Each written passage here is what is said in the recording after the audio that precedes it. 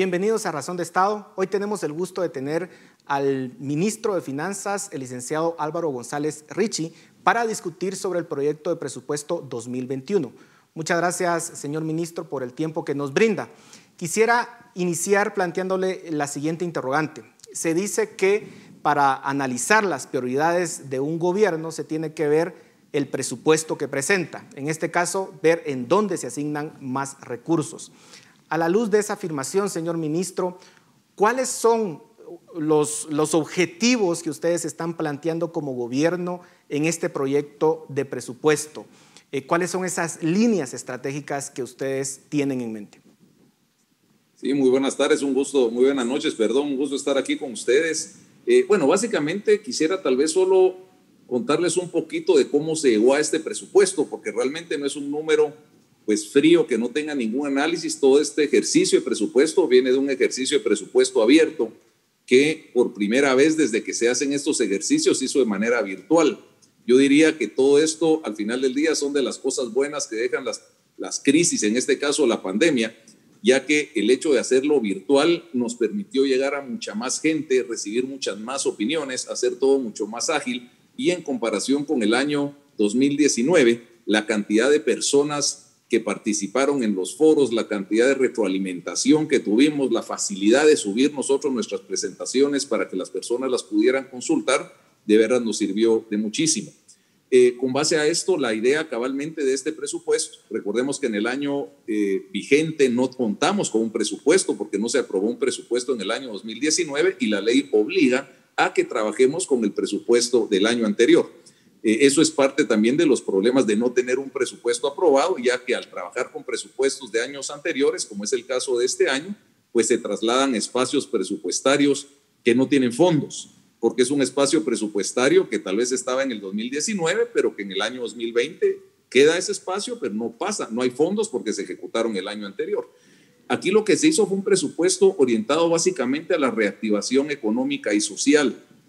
En tema de montos, estamos hablando que el presupuesto vigente para este año es alrededor de 95.500 millones, eso es lo que tenemos en el año 2020, ya con sus ampliaciones, y para el año 2021 estamos presentando un presupuesto que se puede partir en dos. Una parte que son alrededor de 95.800 millones y una parte que son 4.860 millones que suman 99.700 millones. Lo que hace diferente este presupuesto es que esta parte de reactivación económica y social son proyectos que tienen nombre y apellido con fuentes de financiamiento debidamente determinadas para que estos fondos no se puedan usar en absolutamente nada más que en los proyectos que aquí estamos nosotros destinando. Es un presupuesto que de alguna forma tiene un déficit fiscal de 4.9%. Este año vamos a cerrar con 5.7%. Entonces empezamos de acuerdo a las reuniones que hemos tenido con las calificadoras de riesgo, con el Fondo Monetario Internacional,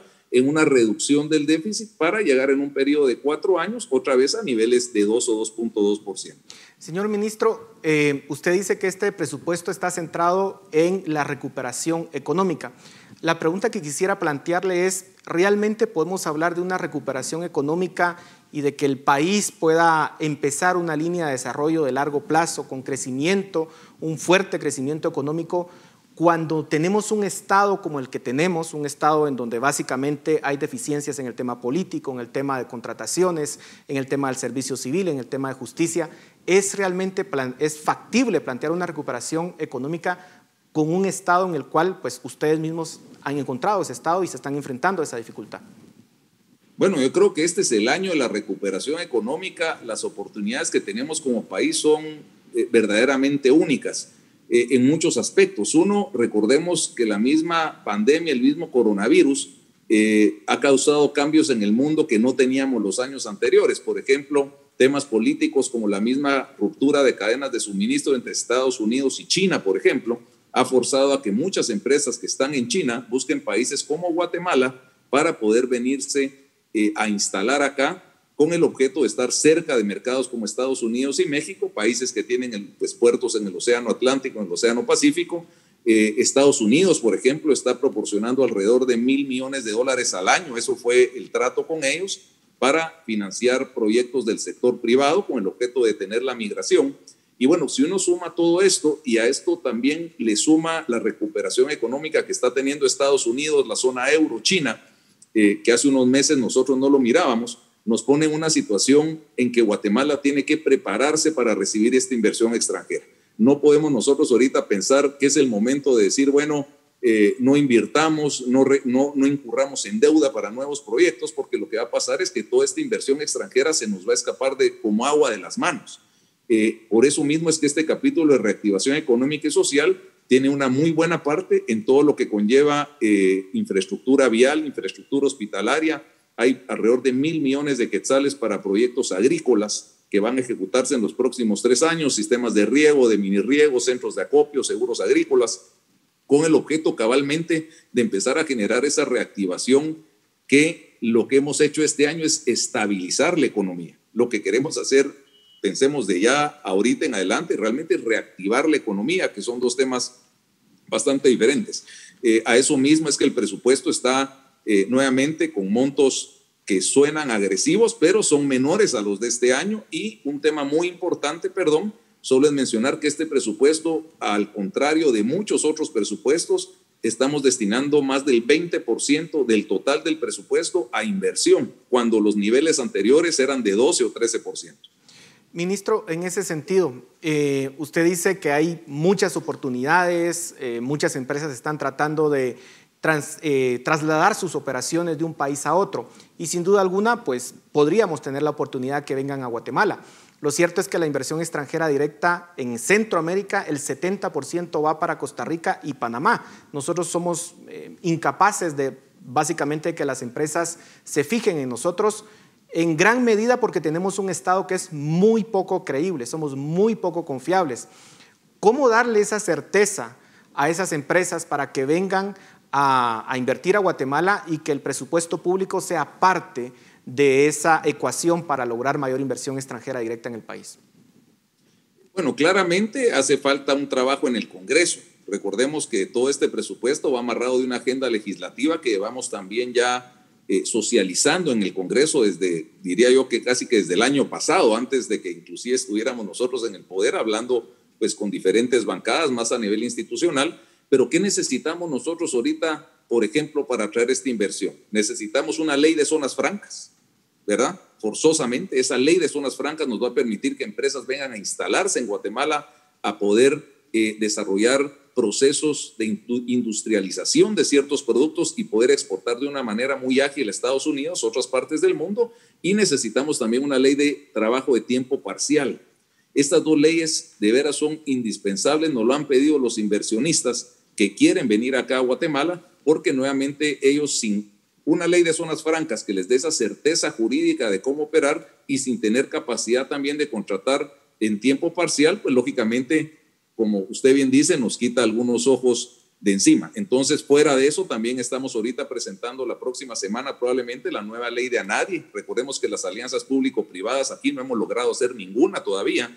Se hizo una nueva ley, esa ley la tiene ahorita el presidente cabalmente porque él tiene iniciativa de ley, se va a entregar al Congreso. La ley de leasing es muy importante, está ya en 3ª lectura, eso pues también ya va bastante encaminado. La ley de tasa preferencial para vivienda es indispensable. Lo que más genera empleo y desarrollo en un país es la vivienda, es la construcción. Entonces tenemos esta ley que también ya está en el Congreso, que básicamente va a subsidiar la tasa de interés de vivienda social para que nuevamente generemos esa inversión que hace falta y ese empleo formal que hace falta a través de la vivienda. Pero no quiero alargarme, hay muchas otras iniciativas de ley que también tenemos ahorita en el tintero y que se van a presentar. Y quisiera unir 2 conceptos. Uno, en primer lugar, en esa credibilidad que podemos tener en el Estado o que puedan tener las empresas en el Estado de Guatemala, es fundamental el servicio civil, los funcionarios públicos. Ustedes básicamente han heredado un Estado que se ha ido construyendo a través de las décadas, a través de sistemas de contratación opacos, en donde básicamente se han pagado favores, y el Estado ha ido creciendo en funcionarios públicos, no por mérito, sino básicamente por factores políticos, y no se garantiza que precisamente ahí estén los mejores funcionarios públicos. Cuando vemos eso y vemos que hay un presupuesto que alimenta básicamente ese sistema, hay indignación en la ciudadanía. No sabemos a cabalidad cuántos empleados públicos hay en el Estado de Guatemala y quisiera preguntarle cómo poner orden en ese tema tan fundamental como es el servicio civil y que tiene un costo alto para los contribuyentes y que la percepción, sobre todo con pactos colectivos que vemos que se firman y que se tienen que cumplir luego, pues eso levanta la indignación de la ciudadanía, señor ministro. ¿Cómo lograr el orden en el servicio civil en el Estado? Bueno, tal vez vale la pena mencionar que hubo una disposición presidencial que se nos instruyó a todos los ministerios de que ya no podemos contratar más plazas, pensemos plazas permanentes, o sea, no hay más plazas permanentes y aparte tampoco podemos subir el monto en los bien conocidos 029, que son los asesores que están por servicios profesionales. El monto no lo podemos subir, eso lógicamente está impidiendo seguir creciendo de una manera en la que hemos estado creciendo, diría yo, por décadas. ¿Y qué es lo que ha pasado? Que aquí se ha mal usado las figuras y los renglones presupuestarios para contratación de personal por no tener una nómina actualizada. Y le doy un ejemplo. Un programador, por darle una idea, si usted va a un SEC, que es donde está creada la plaza, tiene un sueldo de 5,000 quetzales. Pero resulta que un programador vale 12,000 quetzales al mes. Entonces, ¿qué es lo que se ha venido haciendo? Es que mejor no contrato al programador de 5, porque lógicamente ningún buen programador va a trabajar por 5,000 quetzales en una plaza permanente, sino que los contratan por 029.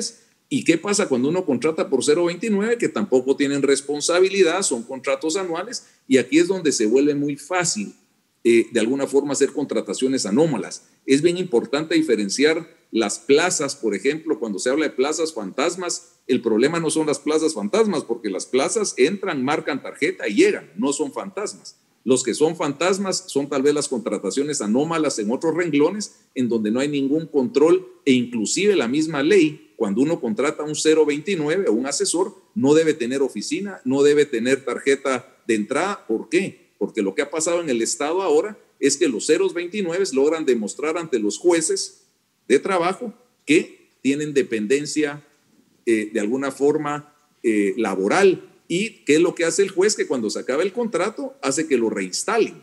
Entonces, inclusive hay temas de sindicatos de 029. Lo que se está haciendo ahorita es una verificación de la nómina. Esto ya lo hicimos nosotros en el Ministerio de Finanzas, cabalmente para determinar que todas las personas que están contratadas en el Ministerio de Finanzas tengan su trabajo bien delimitado, estén ubicados correctamente en su renglón presupuestario, y he de decir que el ejercicio que ya se hizo en el Ministerio de Finanzas, que vino el presidente inclusive a recibir el resultado, nos fue bastante bien. Hay que replicarlo en todo el Estado. Ahora, ministro, ustedes están planteando un presupuesto en el MICIBI de más o menos 10,200 millones de quetzales. El anterior era de 6,700 más o menos. Claramente nadie duda que este país necesita infraestructura, estamos muy atrás en temas de infraestructura, pero la forma en que se ha llevado con los años ha sido muy cuestionable, porque ha sido, hay que decirlo, semilla de corrupción o polilla de corrupción que ha estado metida ahí. Pero ¿cómo hacer, cómo garantizar, cómo tener la confianza que esos recursos, esos más de 10,000 millones de quetzales que estarían invertidos, se va a hacer con la transparencia necesaria, y si no se tiene que estar discutiendo esa reforma a la ley de contrataciones a profundidad, tal vez no como se está haciendo actualmente en el Congreso, para que pueda realmente darle la confianza a los contribuyentes de que se están utilizando bien los recursos? Bueno, en el caso del Ministerio de Comunicaciones, efectivamente es el ministerio que diría proporcionalmente a su presupuesto vigente es al que más se le está dando, obedeciendo cabalmente a que sí estamos totalmente claros que la inversión a través de ese ministerio es lo que más desarrollo y más empleo va a generar. Asimismo, se está fortaleciendo también el Ministerio de Salud y el Ministerio de Educación. El tema de la fiscalización al Ministerio de Comunicaciones es muy importante. Yo cuando he ido, hoy tuve una citación en la mañana, he estado en Junta Directiva del Congreso, he estado en jefes de bloque del Congreso, y somos los primeros en invitar a que los diputados ejerzan una fuerte función de fiscalización en dicho ministerio para garantizar la calidad del gasto. Es un ministerio que, como usted bien dice, tiene señalamientos, pues vemos un caso activo ahorita también bastante sonado, pero la línea que tenemos nosotros del presidente, la que tiene el ministro de Comunicaciones del presidente, es que todo lo tiene que hacer bien, todo lo tiene que hacer transparente, y nosotros como Ministerio de Finanzas lo que estamos haciendo es cabalmente prestar todas los servicios de transparencia para que cualquier persona pueda tener acceso a lo que está haciendo el Ministerio de Comunicaciones. Y doy un ejemplo. Si ustedes entran a la página de SGPlan y presionan el botón del SNIP GT, ustedes pueden ver ahí todos los proyectos, su grado de avance, las fotos del proyecto. Hablando de otro tema, por ejemplo, en el Ministerio de Finanzas hicimos un portal para fiscalizar las ONGs. Ahorita a presionar un botón sabemos todas las ONGs, cómo va su avance financiero, su avance físico, quiénes son los socios, quién recibe los pagos. Se hizo también un portal en el Ministerio de Finanzas para todos los programas del COVID. Entonces, ¿qué estamos haciendo en el Ministerio de Finanzas? Uno, obligar a que toda la información se pueda subir de manera digital, y dos, cabalmente dando todo ese acceso a la información para que la fiscalización social y ciudadana pueda ser mucho más fácil. Esa es la mejor forma de garantizar que los recursos están siendo bien utilizados. Lamentablemente, los diputados no son precisamente los que tengan la mayor confianza de parte de la ciudadanía para ese proceso de fiscalización. Pero bueno, sin duda alguna hay excepciones y hay diputados que lo han hecho bien y que sin duda lo pueden hacer bien en esta ocasión. Ahora, señor ministro, hablemos del tema de la deuda pública. Va a crecer de 26.6% del PIB. Entiendo, según la presentación que ustedes hicieron en el Ministerio de Finanzas, que ya a julio de este año está en 32% del PIB y pudiese ir creciendo. No sé si vamos a llegar incluso al 34 o 35% del PIB. Yo sé que se dice que tenemos la deuda pública más baja de América Latina en términos comparativos, pero hay que recordar, señor ministro, que en los años 2000 más o menos la deuda pública representaba el 18-19% del PIB, luego ha ido creciendo, se estabilizó como en 25% aproximadamente, y ahora vamos a dar un brinco significativo a 34-35% y difícilmente va a bajar de ahí. Claro, estamos bajos en relación a otros países, pero hay que recordar que ya se gastan 12,000 millones más o menos, es lo que ustedes han presupuestado para pago de intereses, y si no me equivoco 4,000 millones más o menos para amortización de deuda. Eso ya casi es el Ministerio de Educación. Ya hay presiones sobre las finanzas públicas y si uno lo compara con el nivel de recaudación fiscal, esas obligaciones resultan altas. ¿Cómo garantizar, cómo tener prudencia para no vernos en dificultades en el mediano plazo, señor ministro? Bueno, tal vez solo retrocediendo al punto anterior, solo quiero aclarar que la función principal de fiscalización la hace la Contraloría General de Cuentas. O sea, es una de las funciones de los diputados, pero la Contraloría es una instancia sumamente fortalecida, cuya función es específicamente verificar que los recursos se usen de la manera en la que fueron Aunque tiene cuestionamientos también, señor ministro. Yo creo que todo lo público tiene cuestionamientos. Sí. Yo, pues, les soy honesto, vengo de 20 años de la banca, aunque también fui diputado, pero sí he visto también al gobierno desde afuera. En el tema de la deuda, tenemos que estar claros, miren, a nadie nos gusta la deuda. O sea, realmente si pudiéramos no endeudarnos, no nos endeudaríamos, pero ¿qué es lo que pasa? Que tenemos un Estado caro y tenemos ingresos tributarios muy bajos. Pensemos que la carga tributaria que tiene el país es menor al 10%, cuando países como Haití tiene el 14%. ¿Cómo podemos subir la carga tributaria? Hay tres formas de hacerlo. Uno, o subimos impuestos, lo cual está totalmente fuera de discusión y pues mi formación económica tampoco va por esa línea. Dos, ampliamos la base, que eso es lo que debemos hacer, que pague más gente lo que tiene que pagar. Y tres, que solo lo digo por pura función matemática, bajemos el PIB. O sea, estoy hablando de temas matemáticos. Lógicamente eso está fuera también de cualquier cuestionamiento. A lo que voy con esto es que ¿qué es lo que tenemos que hacer? Ampliar la base.